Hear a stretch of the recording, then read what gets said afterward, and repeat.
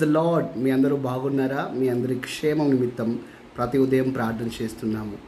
వాక్యలోంచి ఈరోజు మాట మనం గమనించినట్టయితే ఇర్మియా గ్రంథము 20వ అధ్యాయం 11వ వచనంలో మాట, పరాక్రమం గల శూరుని వలె యెహోవా నాతో కూడా ఉన్నాడు. అవును, ఆయన తోడై ఉన్నటువంటి ప్రతి వ్యక్తి కూడా, ప్రతి భక్తుడు కూడా వర్ధిల్లాడని వాక్యంలో మనకు కనబడుతుంది. ఆయన అబ్రహాముకు తోడై ఉన్నాడు కాబట్టి అబ్రహాము తన జీవితంలో ఎదురైనటువంటి ప్రతి ఆటుపోట్లను జయించాడు. ఆయన యోసేపునకు తోడై ఉన్నాడు కాబట్టి యోసేపు తన జీవితంలో ఎదురైనటువంటి ప్రతి ఆటుపోట్లను జయించాడు.